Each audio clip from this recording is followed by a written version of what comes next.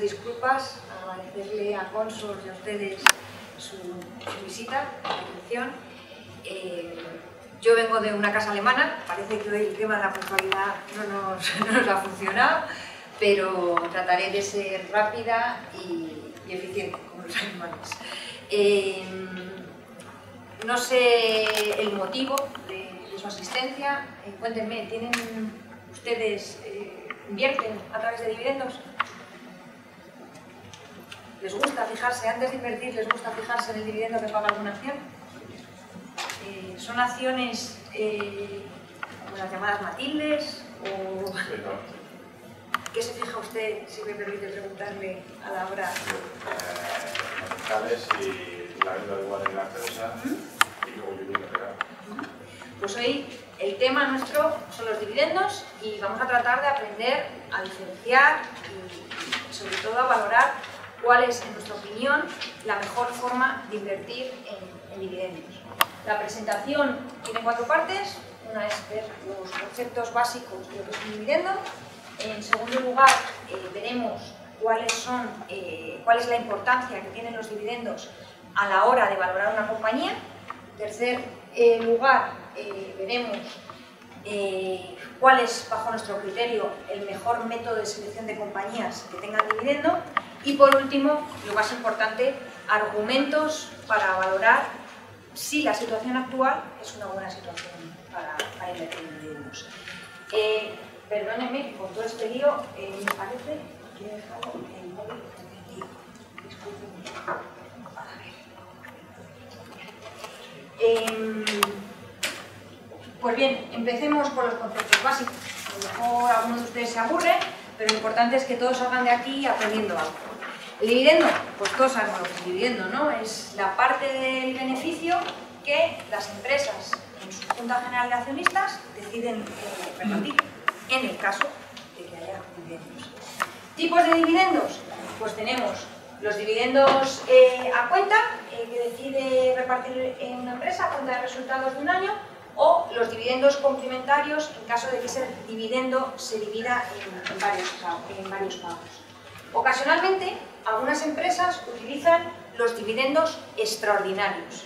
Ejemplo de este año de dividendos extraordinarios, pues ha sido el mercado de Estados Unidos. Estados Unidos tenía que decidir en febrero cuánto iban a recortar de su presupuesto fiscal, el llamado precipicio fiscal que hemos oído hablar, y una de las medidas para recortar fiscalmente era imponer una retención en impuestos superior a dividendos de la que había. ¿Qué hicieron muchas empresas? Muchas empresas que tradicionalmente, pues como una Telefónica, han pagado muchos dividendos. En diciembre de este año dijeron, en vez de pagar el dividendo en 2013, que a mis accionistas de toda la vida les van a retener más, con cuenta a cargo de 2013 voy a repartir un dividendo extraordinario en diciembre de 2012 y con ello mis accionistas no van a tener que tributar más de lo que tributaban hasta este año. Y con ello pues es una forma de adelantar el dividendo y seguir teniendo contento a mi accionista. A la hora de fijarnos, perdón, sin más para atrás, en lo que es el dividendo, pues hay 3 fechas, no sé si se dice para acá, que a lo mejor me ve mejor. Hay 3 fechas muy importantes que fijarse en el dividendo. Una es la fecha de declaración del dividendo, es decir, el día de la Junta General de Accionistas, que se dice cuánto se va a pagar de dividendo, qué importe y qué día se va a pagar. Ese es el día de declaración. Ese día, todas las empresas que cotizan meten en libros, en su contabilidad, ya con cargo a ese año, el dividendo a repartir, y nosotros, como accionistas, lo que es importante es fijarnos en el record date, que en inglés es como la fecha de registro. Es decir, que si Telefónica tiene hoy su Junta General de Accionistas y decide pagar X dividendo este año, habrá una fecha de pago al dividendo, que será el 20 de noviembre, por ejemplo, pero hay otra fecha, que es la fecha de registro, que es la fecha hasta la cual uno tiene que mantener las acciones para que le paguen el dividendo, que normalmente coincide en mercados con 4 días antes de la fecha de pago. ¿Me he explicado bien? ¿Por qué? Porque hay un impasse ahí en que la acción, hasta que, desde que registra el dividendo hasta que lo paga, el día que registra el dividendo ya empieza a cotizar sin dividendo, no, perdón, es la fecha de pago cuando empieza a cotizar sin dividendo, pero desde el día que lo registra hasta que lo paga hay un impar ahí de días que la acción cotiza ex dividendo, ¿vale? Y por último, pues lo más importante, ¿no? Como decía usted, a la hora de valorar una compañía, pues sí, hay que ver el endeudamiento, hay que ver una serie de ratios. A la hora de invertir, fijándonos en el dividendo, los 4 ratios más importantes en los que nos tenemos que fijar son la rentabilidad por dividendo, es decir, qué dividendo esperamos que esa compañía, no el dividendo pasado, sino el dividendo para este año, que esperamos que pague. ¿Nos creemos que una compañía va a pagar lo que dice? Dividido por el precio, por la cotización actual. Y con eso tendríamos la rentabilidad por dividendo o de esa compañía o de ese índice. El otro ratio que es sumamente importante, sobre todo a la hora de diferenciar entre compañías que pagan dividendo, es la tasa de crecimiento del dividendo. Es decir, a mí una compañía me puede decir que paga todos los años 4 euros de dividendo, pero lo que me importa es que el crecimiento de un año a otro, sobre todo, sea bajito, pero sea sostenible. Porque si yo tengo un crecimiento muy grande de un año para otro, voy a dudar de que esa empresa, al año siguiente, a no ser de que esa empresa crezca mucho, vaya a ser capaz de pagar ese dividendo. En tercer lugar, lo que se llama en inglés el payout, el ratio de distribución, es de todos los beneficios que cobra una empresa, qué porcentaje se va a repartir en dividendos. El ratio de distribución se puede mirar a la inversa, se puede mirar con otro ratio, que para mí a lo mejor es más fácil a la hora de analizar una empresa, que es el ratio de cobertura, y es la inversa del ratio de distribución. Es mirar los beneficios que tiene una empresa, que esperamos que vaya a tener una empresa este año, y con esos beneficios, ¿en cuántas veces cubren al dividendo? ¿Son 3 veces? Si una empresa tiene 1.000 millones de beneficios y quiere pagar en dividendos 300 millones, pues el ratio de cobertura ahí son 3 veces. Generalmente entre 2 y 3 veces hay colchón suficiente como para que la capacidad de esa empresa para pagar los dividendos sea buena. Y en cuarto lugar, que a veces nos olvidamos de este dato, y es el dato para valorar sobre todo el comportamiento a largo plazo de una acción más importante, es la rentabilidad total que tendrían ustedes. No solo ver la apreciación y depreciación de una acción en términos de rentabilidad, sino sumarle a esa apreciación o depreciación el dividendo, la revalorización que vamos a tener por dividendo de esa acción, que nos daría la rentabilidad total para el accionista. Y esto es una cuestión clave que vemos al final de la presentación. Pasando al segundo punto, pues nosotros los financieros a lo mejor nos complicamos demasiado con nombres, con modelos de valoración. A la hora de valorar compañías, pues tenemos, el mercado utiliza 3 tipos de modelos, más o menos por ser breves, ¿no? Uno es el descuento de dividendos, otro es el del flujo de descuento de flujos de caja y el otro el de ingresos residuales. El descuento de dividendos, para ser breve y clara, se utiliza, simplemente se puede utilizar cuando la empresa paga beneficios. Si la empresa tiene pérdidas, no vamos a poder descontar los dividendos de ninguna forma, porque no nos los va a pagar. Descuento del flujo de cajas se utiliza para empresas que normalmente es más fácil que dan pérdidas, pero tienen un crecimiento que puede ser un negocio interesante porque hoy nos puede dar pérdidas, pero esos flujos de caja se pueden convertir en beneficios muy grandes. Y por último, pues el modelo a lo mejor menos utilizado, el de ingresos residuales,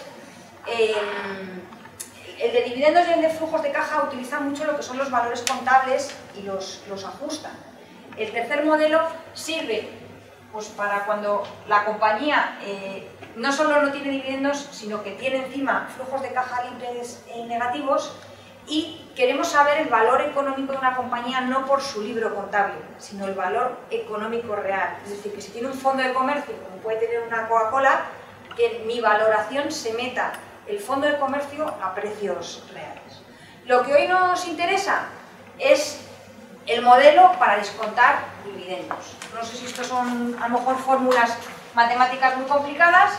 El modelo de descuento de dividendos que tratamos de hacer es traer los dividendos que pensamos que una compañía van a pagar de aquí a X años, a 10, 20 años, a valor presente, descontarlos al tipo de interés actual y saber el precio que tendría justo esa compañía en ese momento. Es lo mismo que cuando uno alquila un piso, pues podría coger la renta, los alquileres, actualizarlos, cobraría hacia un futuro, traerlos al valor presente y con eso saber el precio real del piso. El problema de esta fórmula tan simple es que no mete el crecimiento implícito del dividendo. Al final, para hacerlo de una forma más purista, tenemos que ir a un modelo de crecimiento constante. ¿Por qué? Porque aquí podemos coger, pensando que una telefónica nos va a pagar un dividendo de 3, no podemos coger 3, porque siempre no nos va a pagar 3. Tenemos que meter implícito que si Telefónica va a crecer en beneficios de hoy a X años, ese dividendo, si los beneficios crecen, los dividendos van a crecer en la misma proporción. Entonces, se puede bien utilizar el modelo de crecimiento constante. Este modelo es muy utilizado pues, para empresas maduras, como una Coca-Cola que puede crecer, pero que una Coca-Cola poco tiene que comprar. O sea, al final, el dividendo de una Coca-Cola, igual que sus beneficios, va a crecer de forma constante. O se podría utilizar este modelo, que es el modelo de descuento de dividendos con diferentes fases de crecimiento. Por poner un ejemplo, Apple, la famosa casa americana de los iPhones y de los iPads, pues hasta este año ha estado creciendo mucho. Entonces tiene una fase inicial que tiene un crecimiento extraordinario. Entonces las empresas que están creciendo mucho están invirtiendo mucho dinero y prefieren invertir para el accionista ese dinero que repartirlo en beneficios. Entonces, tienen una primera fase que pagan poco dividendo o nada. Sin embargo, cuando esa empresa empieza a acumular mucha liquidez, ya por mucha empresa que compre o por mucho producto, lo que le ha pasado un poco a Nokia, ¿no? Por mucho producto que lance, no crece, el dividendo va a ser constante. Entonces, lo que se haría es una fase con un crecimiento, pues a lo mejor del 4 o del 5, y otra parte de dividendos del año 0 al año 5, tendríamos a lo mejor un crecimiento del 5, luego del año 5 al año 10, pues bajaremos el crecimiento al 3. A lo mejor en el siguiente gráfico se ve mejor, porque al final hay una relación implícita entre los beneficios por acción, esto está en inglés, perdón, los beneficios por acción que paga una compañía, los beneficios que tiene una compañía y el ratio de distribución. Cojamos de nuevo el ejemplo de Apple. Apple, al principio, tenía un crecimiento no solo alto, sino estable. Entonces, cuando tiene un crecimiento alto y estable, nos paga poco de los beneficios que obtiene. Pasamos a otra segunda fase, que el conseguir beneficios sigue creciendo, pero no es tan fácil conseguir crecer en beneficios. Ese crecimiento se ralentiza y Apple, que tenía muchos accionistas que estaban mirando su crecimiento, para no perder a ese accionista, ¿de qué forma le retiene y de qué forma le da valor? Pues dice, para yo tener caja, que acumula mucha caja, y mucha liquidez, y tenerla muerta a los tipos de interés actuales, voy a empezar a aumentar el dividendo que pago. Y con eso tengo a mi accionista, sigo teniéndole contento y le reparto lo que he generado en los últimos años. Y llegaríamos a una última fase, que es un poco pues, lo que hemos hablado antes, ¿no? Cuando Apple ya no tenga más producto que sacar, ni más que innovar, pues al final con los beneficios tendría una estabilidad en beneficios en este nivel y mantendría el ratio de distribución pues estable. Si pasamos, gracias. Si pasamos a ver selección de compañías, pues esto es como selección de zapatos para las mujeres, ¿no? Pues a unos les gusta más las que pagan un 8% y a otros les gustan a lo mejor más las que pagan un 4%. Nosotros somos la gestora que mayor volumen de activos en renta variable por alto dividendo gestionamos ahora mismo en el mercado, y para nosotros el focus o el valor central de invertir en dividendos es no apostar. El que está invirtiendo en dividendos no tiene un perfil de apostar, tiene un perfil de invertir y tratar de tener un colchón con el dividendo y disminuir la volatilidad. Esas empresas con las que no se apuesta, pero que uno va a estar contento durante toda la vida, son muy fáciles de seleccionar. Son empresas donde uno puede ver el patrimonio, puede ver lo que vende y tienen carácter de activo real, carácter de activo tangible. Tenemos un McDonald's que sabemos que lo que vende son hamburguesas. Tenemos un Philip Morris que sabemos que lo que vende es tabaco. Y si la gente ya no fuma, vamos a entender muy rápido que van a vender menos. O si hay una regulación que prohíbe fumar, van a estar afectadas. Novartis, pues una empresa farmacéutica, sabemos qué medicamentos producen. Y es que nosotros, en esto de seleccionar compañías, pues somos un poco pijos. Nos gustan las llamadas aristócratas del dividendo, compañías aristócratas. Este concepto no me lo he inventado yo, ni se lo he inventado la casa para la que trabajo, sino que se lo inventó Standard & Poor's, que es una casa que hace índices. Entonces, hace 30 años hicieron un índice de compañías americanas que tenían que estar en el Standard & Poor's 500. ¿Y por qué las llamaban aristócratas del dividendo? La razón era fácil. Eran compañías que habían pagado un dividendo en los últimos 25 años de forma constante. Son compañías que para entonces tenían una capitalización grande, eran mínimo 3.000 millones de dólares, el mínimo que se exigía. Son compañías que a día de hoy, las que están metidas en el índice, tienen capitalización de mercado de 200.000 millones de dólares. Son compañías muy grandes. ¿Pero por qué? La razón es sencilla, porque son las compañías de toda la vida, como las que hemos visto antes o como estas, un Coca-Cola, que siguen aportando valor y siguen. Entonces, nosotros tratamos de buscar eso, compañías que a lo mejor no te paguen tanto, pero que su capacidad de generar beneficios sea muy visible, muy estable, y las que vamos a confiar siempre y vamos a confiar de que nos sigan pagando ese dividendo de forma constante. Pues aquí tienen, sin ser compañías americanas, pues podríamos también denominarlas compañías aristócratas, pues un Vodafone, un Tesco, un Procter & Gamble o un Intel.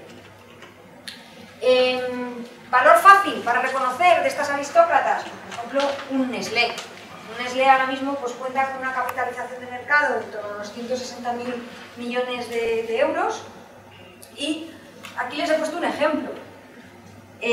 Nestlé viene a tener un crecimiento del 5% en dividendos año tras año. Si nosotros comprábamos la acción en el año 2012, el año pasado, la acción costaba el año pasado pues, en torno a 55 francos suizos. Si nosotros tenemos en cuenta el dividendo que iría pagando desde que hemos comprado la acción en 2012 e ir sumando todos los dividendos que anualmente iría pagando Nestlé, vemos claramente que simplemente con el dividendo sostenible, que si confiamos que Nestlé nos pague desde el año 2012 a 10 años vista, al año 2002, en 10 años podríamos casi recuperar pues, el 60-70% de lo que hemos invertido solo a través, al margen de lo que haga la compañía, subir o bajar.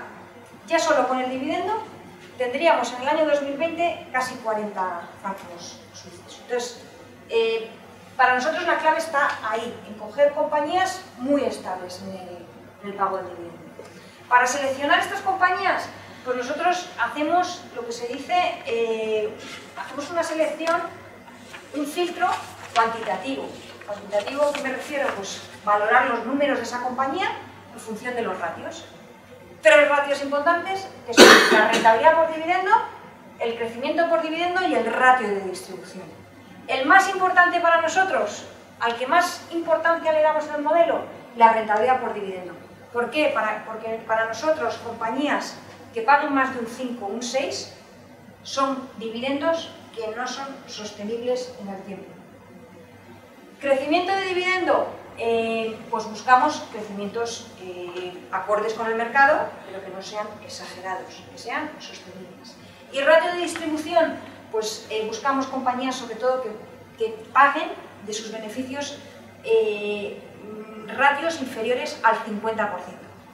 ¿Por qué? Porque en el momento que esas compañías se vean ajustadas en beneficios por una crisis, no van a poder estar repartiendo lo poco que ganan, ¿no? Entonces, que tengan un colchón ahí para poder incrementar beneficios, distribución de beneficios en forma de dividendos en base a los beneficios que generan. ¿Qué pasa? Que en base a este modelo, si nos vamos solo a compañías de un dividendo con esas características, un dividendo del 4 o 5%, crecimientos muy sostenibles, pues curiosamente esas compañías siempre van a estar centradas en sectores como telecomunicaciones, consumo, perecederos sobre todo, y utilities, que son las empresas de suministro energético. Nosotros también tratamos de valorar empresas pues como un Apple que o bien hasta el momento no están pagando dividendos, pero pensamos que en el corto plazo van a empezar a ser más maduras y van a empezar a pagar un dividendo sostenible, o bien modelos que por razones culturales de la empresa no han querido pagar dividendo, pero están en un punto que, sobre todo en la situación actual, con la acumulación de liquidez en balances y los pocos intereses que nos pagan, pues para poder generar valor no van a tener otra que repartir dividendos. Entonces, para nosotros el conjunto perfecto sería combinar un 70% de las compañías clásicas con un 30% de compañías un poco más activas que vienen más de sectores más cíclicos, pues como tecnología o materias primas. Ejemplo, sin poner nombres, que es feo, sobre todo de compañías españolas, pues una compañía de servicios financieros española que podría tener en el año 2012 una rentabilidad por dividendo del 6,6, no está mal, crecimiento a 5 años del 0,6, un poquito bajo, y un ratio de distribución ahí, un payout, que ya nos señala que está un poco justa, que si está repartiendo un 80% en dividendos del beneficio que genera, ya ahí como cagan los beneficios un poco, a ver qué forma tiene de mantener ese 80% de reparto de dividendos.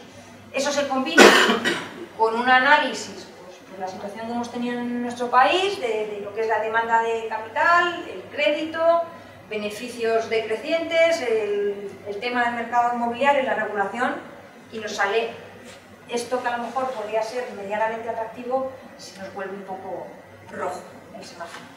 Por otro lado, pues el ejemplo de una empresa americana que no paga un dividendo tan alto como esta, pero sin embargo el crecimiento del dividendo es muy atractivo, de aquí a 5 años vista, ratio de distribución 32%, es decir, que si caen los beneficios mucho de esa compañía, tiene todavía margen para seguir pagando los dividendos, y encima la empresa, pues por sus circunstancias personales, pues es una empresa que está bien gestionada, que gestiona mucho lo que es la política de vivienda accionista, entonces pues la compraríamos. Este análisis es importante y tiene que ser continuo. ¿Por qué? Porque si yo hubiese hecho esta presentación en el año 2007, a lo mejor me voy a ir por acá, por aquí, para que vean de este lado un poquito. Si yo hubiese hecho esta presentación en el año 2007, los fondos que había en mercado de dividendos tenían un alto porcentaje en bancos, porque los bancos, de forma histórica, no solo los españoles, los franceses, los alemanes eran acciones que solían pagar mucho dividendo. ¿Qué pasa? Que si analizamos, por ejemplo, un valor español, esto se ve pequeñito, esto me parece que es el año 2006, 2007, 2008, es la evolución de un valor de un banco español. Vemos aquí que en el año 2008 cae en picado el valor de la acción. En España ya se podía, desde el 2007, sospechar algo sobre la crisis inmobiliaria, algo sobre la crisis de crédito, y si valoramos los dividendos que había ido pagando este valor, vemos, mejor lo entendemos yo creo en rentabilidades por dividendo, vemos que del 2004 al 2007 ese valor estaba pagando rentabilidades pues, del 3,8%, de forma muy sostenible. Curiosamente, del año 2007 al año 2008, esa rentabilidad por dividendo sube a un 9%. Mientras que sus beneficios se están manteniendo constantes. Ahí hay algo que falla.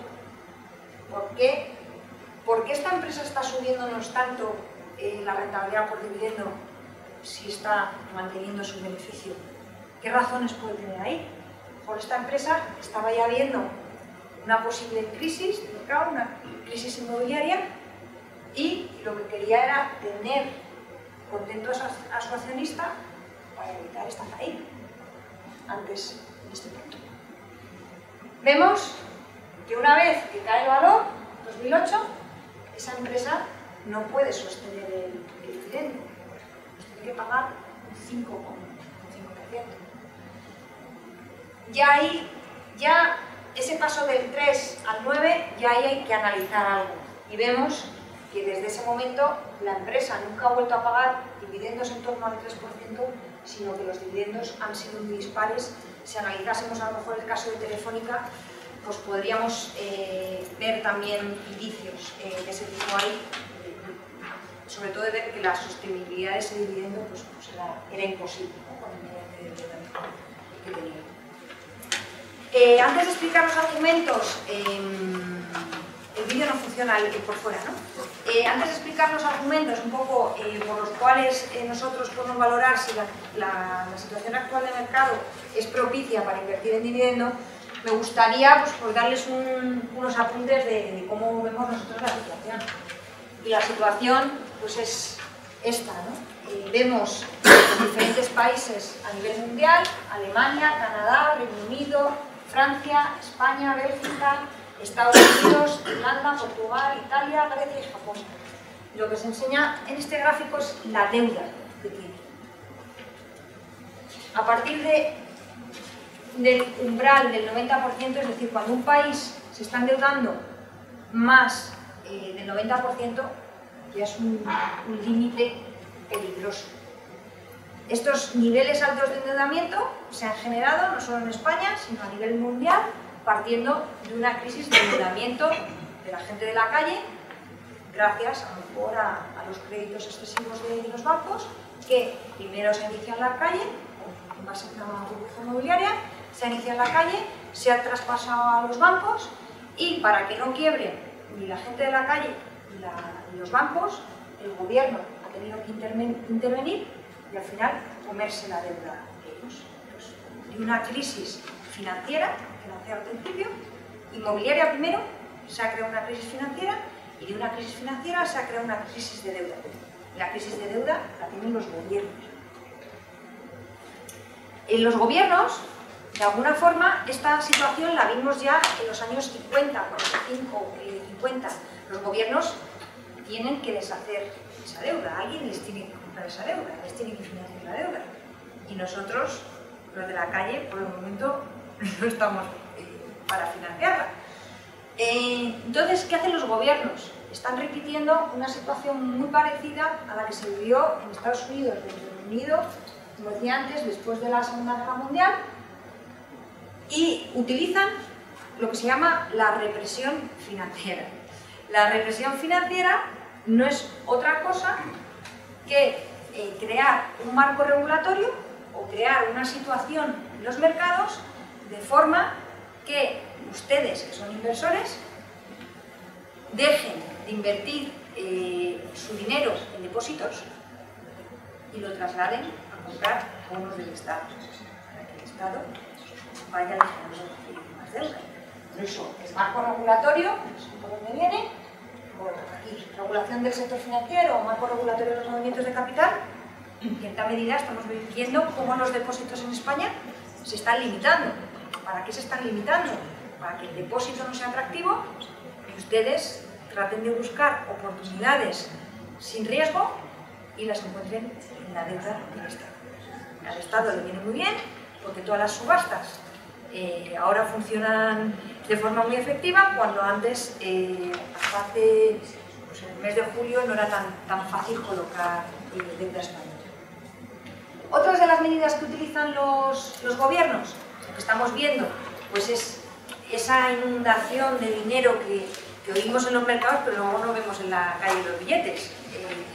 El Banco Central Europeo está tratando de, y la Fed, el Banco Central de Estados Unidos, la Reserva Federal, está inundando el mercado de dinero o comprando bonos para inyectar dinero. ¿Para qué? Pues para generar, sobre todo, expectativas de inflación. ¿Por qué? Porque cuando sale el dinero en el mercado, lo que se hace es bajar los rendimientos de los bonos, como estamos viendo ahora, los bonos corporativos, y la gente acude a asumir mayor riesgo, meterse en renta variable e incrementar lo que se llama los precios de los activos reales. No es otra cosa que la renta variable, los inmuebles y las materias primas. ¿Esto qué genera?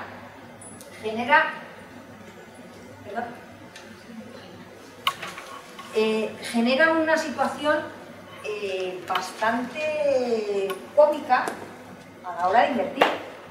¿Por qué? Porque bueno, esto pone europeo, pero esto es un bono alemán. Si valoramos los intereses que nos paga el Estado alemán a 5 años, un bono alemán a 5 años, en términos reales, es decir, lo que verdaderamente me paga el tipo de interés menos la inflación, si estamos comprando bonos alemanes, estamos pagando al Estado alemán en vez de que nos pague él a nosotros.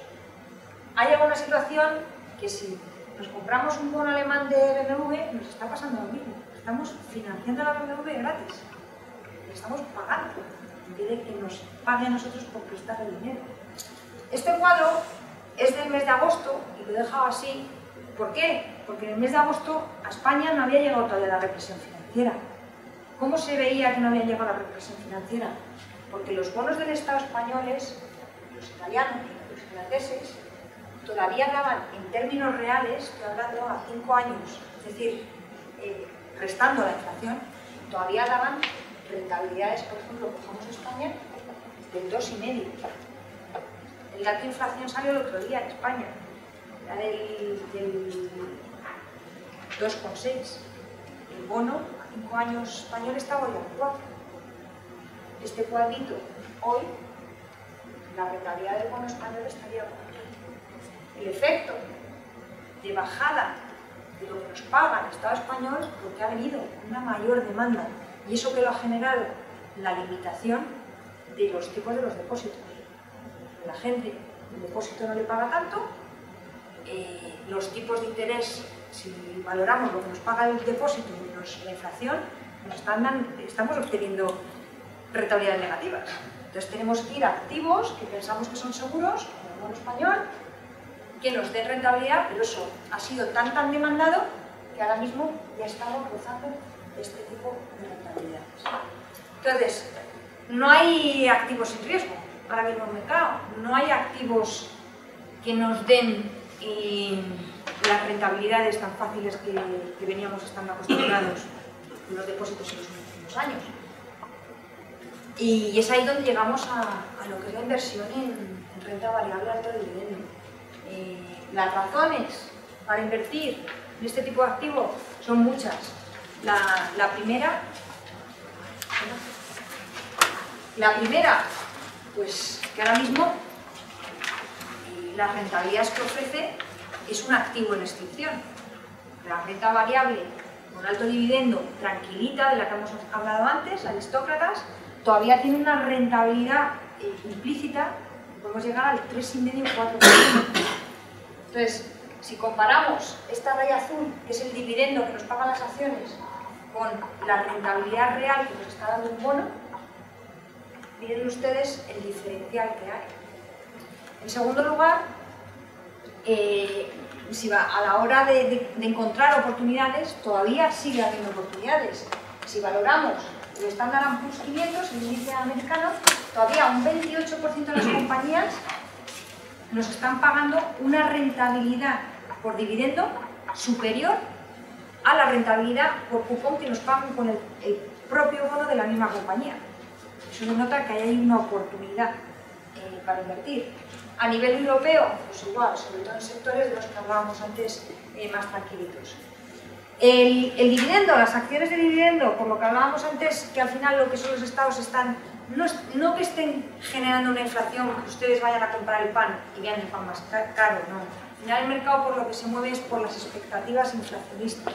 Es decir, que si sale mucho dinero a la calle o al mercado, el mercado va a tener que invertirlo y el mercado, si no hay rentabilidades en la parte de renta fija, se va al mercado de renta variable.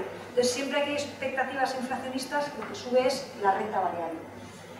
Las estrategias de dividendo, en los entornos en los cuales la inflación está de -5 a +4, como ven, cuadrito amarillo, son los entornos en los que mejor funcionan lo que son las estrategias de dividendo. Entonces, todavía tenemos margen, con una inflación, como hemos dicho en España, antes del 2,6, tenemos margen para que suba todavía mucho la inflación y sigan funcionando este tipo de acciones para cubrirse de las subidas de inflación, que al final es lo que nos interesa. ¿Por qué? ¿Por qué nos interesa? Porque estas acciones funcionan con un colchón.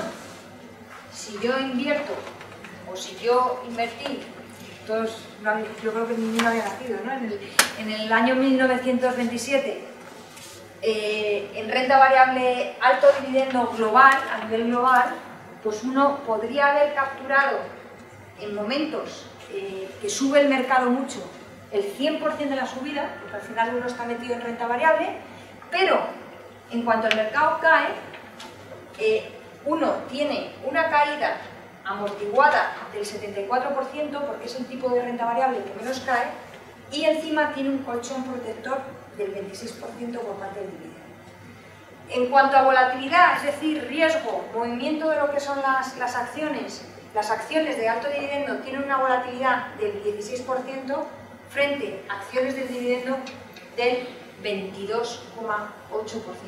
Si medimos esto a corto plazo, pues en los últimos 3 años, esto nos bajaría incluso al 12%.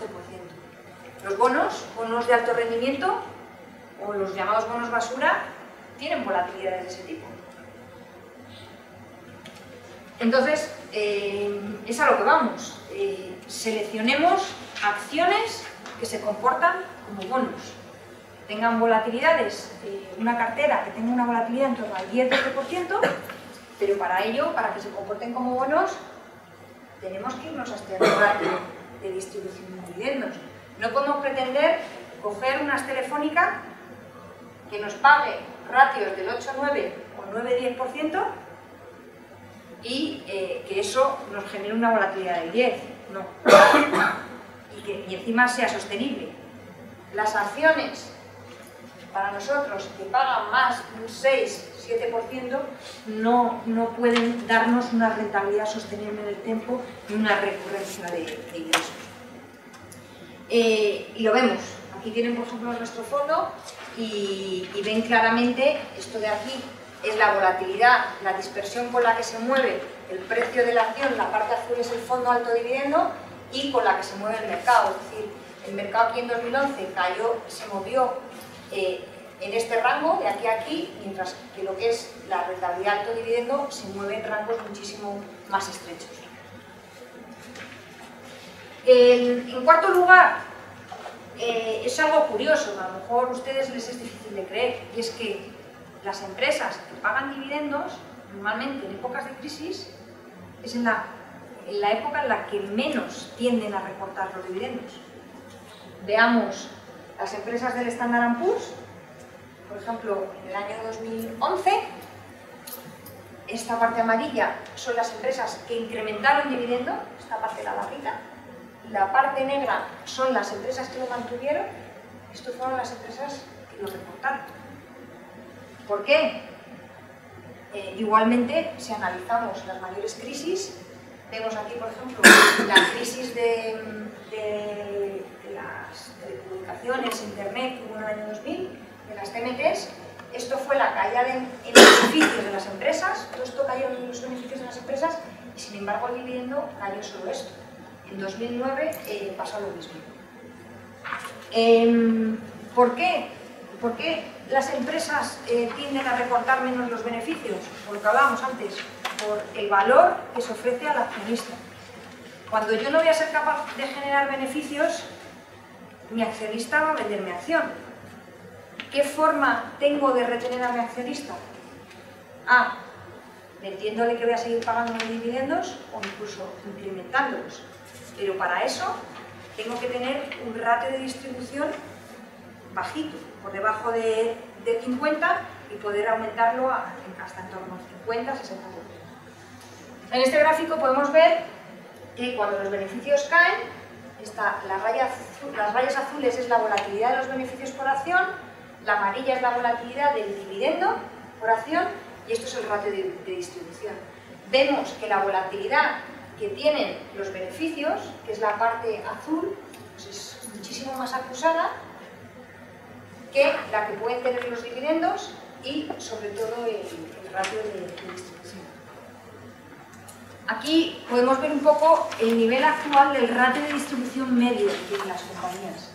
Estas son las compañías americanas y vemos que de media, en los últimos, desde el año 74, lo que han venido a tener de media es el 45%, lo que han venido a repartir de su beneficio, el 45,5%. En el mes de agosto, el ratio de distribución estaba pues, en el 38-40%. Ahora mismo ha subido en torno al 40%, todavía tendríamos un margen para subir al 45%, que sería nada, o sea, sería la media que han tenido histórica en los últimos años. Entonces, podemos ver incluso, si vamos a seguir viendo, incrementos en el ratio de distribución de compañías. ¿Por qué? Porque las empresas, sobre todo las americanas, las de gran capitalización, tienen muchísima liquidez acumulada en balances.